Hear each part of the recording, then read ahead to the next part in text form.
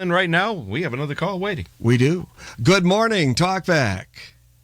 Good morning. This is J.J. Hodshire, president of Hillsdale Hospital. How are you this morning? We're great. Welcome to the show. Thank you for calling us, JJ. That's been one of the topics we've talked about again this morning. Some of our listeners have been concerned with the cuts that are going on through this big bill that was passed. Well, they have good reason to be concerned. It's been a week now, and we've spent some time unpacking this one big, beautiful bill, as it's called, to the very limited extent that we can. Obviously, it'll take months and potentially even years to understand the full depth and breadth of this bill. But what we do know is that Congress delivered the president his funding pathway for a domestic agenda, and of course, that includes border security, tax relief, and the list goes on. However, what ended up being a tax bill ended up becoming a mandate against health care and rural health specifically. Gentlemen, listen, dozens of nonpartisan economists, as well as the Congressional Budget Office, often quoted by congressional leaders, scores of independent sources and outlets throughout the U.S., they threw up red flags and said that this bill would gut hospitals across the country, specifically rural hospitals. They further stated that they would delay care, would result in closure of programs, and they went on to talk about what this dark cloud would cast upon our country, that even hospitals would shutter doors entirely. And I think for our listeners today, it's worth noting that since 2010, and we often talk about this in my world, which is rural health care, 150 rural hospitals in this country have closed permanently since 2010. Now, the most recent analysis has said that over 800 are at risk of closure and 300 are immediate risk of closure, with 20 of those in Michigan as a result of this legislation. So this bill will absolutely accelerate closures of rural hospitals across the country, as those hospitals operate on razor-thin margins, and some of them no margins at all. We're providing services in communities where it's a higher proportion of Medicaid patients. In my particular community, it's 70% of Medicaid and Medicare. 70% of care? 70% of Medicaid and Medicare are represented in the federal government paying for Hillsdale Hospital. Revenue is generated from the federal and the state government through those programs. 70%. Imagine what that will do with this bill. Now, some might say, well, what will it do? Well, at the end of the day, I think it's worth noting, and I followed all the statistics, gentlemen, it's worth noting that 83% of the voters polled in this country said they did not want deep cuts to Medicaid. At the same time, 63% viewed Medicaid favorably in this country. So what does $1 trillion equal? It equals a very deep, even goes beyond deep, and devastating cut for our hospitals, like your hospital in Adrian, my hospital in Hillsdale, Oaklawn, Coldwater. And so for this argument, what do we hear? And I'm fired up if you can't tell. We heard fraud, waste, and abuse. Yet there is not one congressman or woman who could give concrete or specific data or numbers to identify what this actually was. You're right. I have never heard. And I don't remember if the person was actually identified or not, but someone that was on the DOJ team said, we looked for fraud, waste, and abuse. And I don't know that it was specifically related to Medicaid or other areas of the federal government. He said, we can't find any. And so on to that point is that when we would push back and say, okay, what is that percentage? Is it 80% of the folks on Medicaid? Is it 30%? Is it 3%? Is it 1%? And yet no one could tell us that number. Now, none of us on this program, listening, myself included, want fraud, waste, and abuse to occur. Weed that out. But what I'm here to tell you and your listeners is that over the next 10 years, Michigan itself, I'm only talking about Michigan, will be losing $6 billion annually to fund health care. And across this country, it is anticipated that 11 million people will lose their coverage. This isn't the sky is falling helter-skelter. This isn't just trying to create excited utterance. What we're talking about right now is that real lives will lose their care. Family members, neighbors, coworkers, the faces of Medicaid, gentlemen, is not what Ronald Reagan described as the welfare queen when he was running for president. He said at that time he was talking about a female that he identified. She was a real person. She made $150,000 off gaming the system throughout the country, going from state to state, getting on benefits and Medicaid and all of those things. Listen, the current face of Medicaid is the pastor at our local church. It's the grocery store clerk, the farmer. Those are the faces that make up the rural environment that we live in today, that seek out Medicaid and utilize the Medicaid. You know, I was disgusted to hear that this whole argument came down to several congressional leaders saying a 26-year-old male sitting at home in his parents' basement playing video games is the reason we're going to eliminate and place on the shoulders of hospitals. We're going to eliminate billions of dollars, almost $1 trillion. I'm going to tell you right now, the faces of Medicaid, you're talking to one of them. There were 7 children in our family. My dad was shot down, was in the military, was at the end of World War II, the Korean conflict, was injured, and he got $85 a month. My mother almost died giving birth to me, the 7th child. She couldn't work. We lived in true poverty, but we had to use Medicaid, and we were consumers of food stamps and of government cheese and milk, and the list goes on. We're not fraud, waste, and abuse. We're not fraudsters in that sense. And then for Congress to say that we're gaming the system or that we're money laundering through the provider tax. And the provider tax is complex, but just for the listeners to know, provider tax is what covers the cost of delivering service to the Medicaid population so that we can actually deliver it at the cost, not lose 50 cents on every dollar, that we can actually cover the cost of providing that service. Mm-hmm. But, gentlemen, do you realize that dates back to the 80s? It's been approved by every president of the United States, including President Trump since that time, in his first term. Every Congress, both sides, nonpartisan. Now it's egregious. Now it's so bad and fraught with waste and abuse that they have to dismiss the entire program.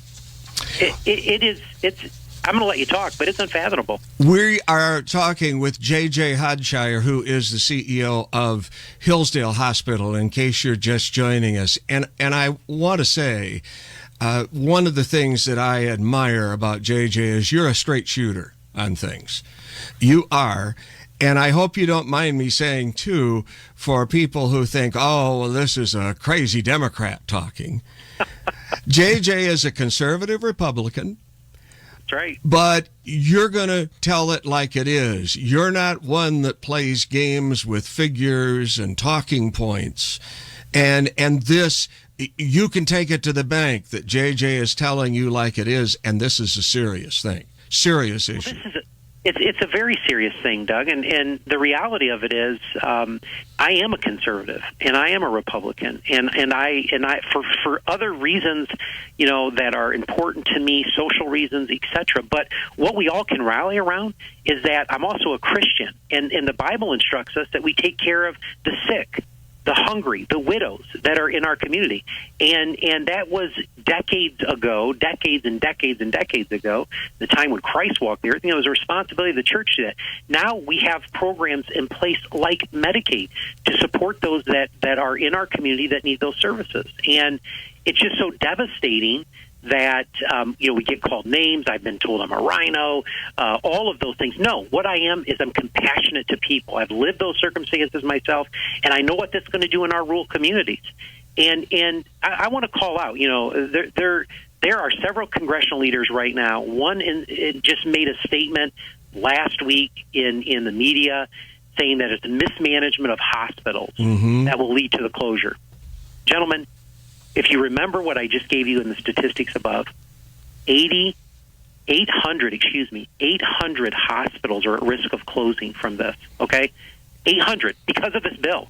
That's not 800 bad administrators or 800 bad boards of trustees. We're talking about board of trustees at hospitals who are working as bankers, accountants, who are trying their best to serve a community with very limited resources, very small margins, high wage costs that are expected, unions, all the things we have to battle with every day. And the deflection to say it's mismanagement of hospitals based on their bad bill that they passed is an absolute verbal assault on the hard work of every dedicated man and woman across this country who run and operate hospitals in the most tumultuous environment that we live in. And so what I find interesting is that no one's talking about Big Pharma. No one's talking about lack of payments from Medicare that we have not received, in a decade, an increase in. We're expected to deliver the same level of service, even higher level of service with increased technology and at a lower reimbursement rate, while at the same time all my labor costs have risen. Same time, it's hard to recruit physicians to rural communities.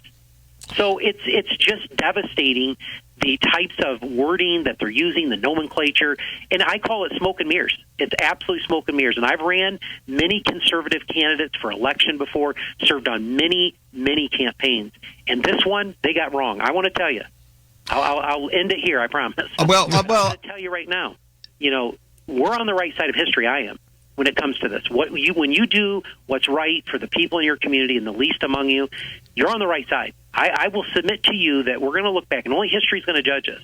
They're going to look back, and we're going to see that they're on the wrong side. Absolutely on the wrong side. I do want to ask you, JJ, because I know some Congress people have said, including it was said at Mr. Wahlberg's town hall meeting Tuesday, that the hospitals got some money put into this bill to help them because of this. Well, that really doesn't amount to anything, does it? Doug, they took away $1 trillion and they gave back $50 billion. Okay, so the analogy is they cut both my arms off, but they gave me an extra toe. This is exactly what we're dealing with.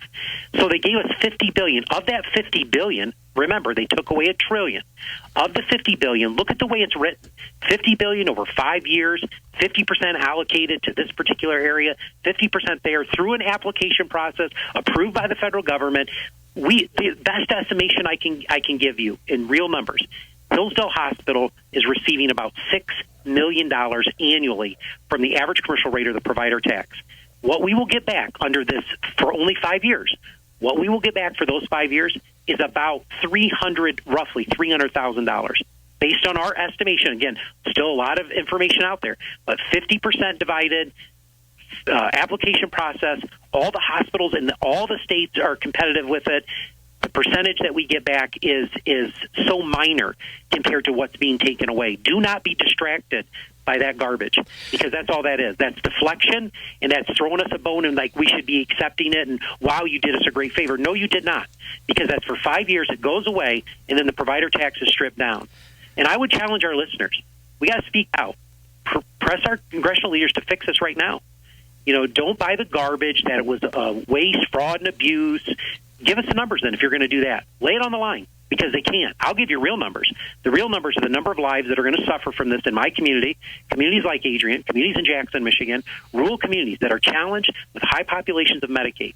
We're going to be the ones on the front line trying to deliver services, and we can't because we do not get the cost that the reimbursement that it costs to deliver these services. And as a result of that, programs will shut down. Look at Coldwater. They've already shut down their obstetrics unit. Look at what's happened over in even your community with behavioral health and the closing of mental health institutions. Here Hillsdale is. We have an obstetrics department. We have a psych unit. All those are at risk when you start taking away this funding. And that's exactly what we're dealing with. We're not dealing with the 26-year-old in his basement.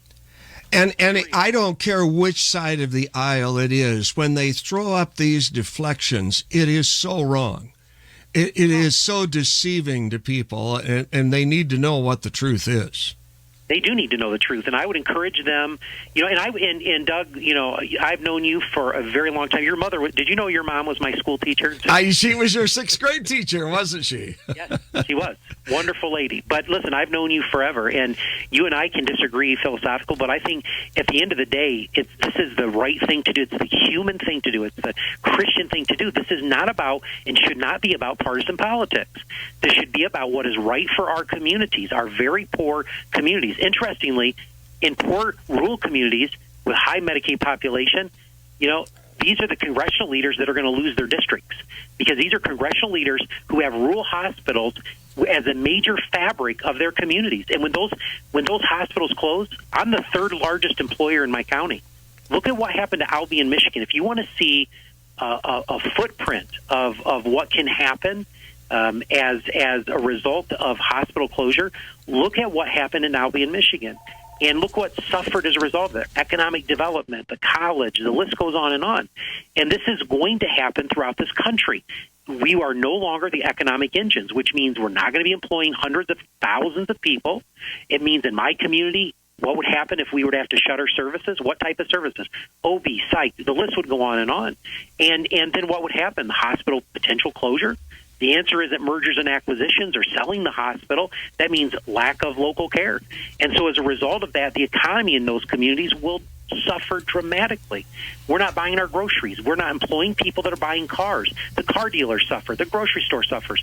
Everybody suffers. And people aren't going to get treated either. And that's my big point, is that the lack of care. Okay, I want to ask you one other question, because some people have been very critical of folks saying this. I want to ask you right out, are people going to die because of this who wouldn't have otherwise? Doug, I will tell you that you will trace this back to poor health outcomes. And yes, I'm going to tell you that the end result of not getting the health care that you need is early death. There is no way around it. Now, I am telling you, do I have the statistics surrounding that? Absolutely not. This is why I said earlier when I was speaking with you that it's going to be years before we know this. We're going to see a shift in our health. We're going to see it across the country. You're going to see a result of sicker individuals not getting the care they need, trying to show up in ERs across the country. ER wait times are going to go from days to weeks to who knows if you even get in. Primary care is going to be depleted in communities where physicians cannot practice because they're not getting reimbursed enough. And the list goes on. As a result of that, absolutely. If you're not detecting your cancer sooner, you're going to die. Yep. You're going to die earlier. If you're not getting the treatment methods and methodologies that you need, you are going to suffer greater losses up to and including death. To answer your question in a direct manner, as a Republican conservative Christian, yes, people will die. JJ, we really appreciate your time. Call us anytime. These are things that people need to know because we have to deal with all of this properly as citizens, too. And absolutely. I wish I could have talked about the county fair, but this is something. There will be time. There's time. All right. And you feel free to call us anytime. And a reminder to folks that, of course, you can hear, as people sure are, Hillsdale Hospital Update right before Talkback every Saturday morning. And your one a week ago generated a lot of comments. So, but that's good. I heard a lot from it, and I appreciate the advocacy, and I appreciate this forum that you folks run. It's great. I love it. Keep up the great work, okay? Well, and call us anytime, JJ. Thank you.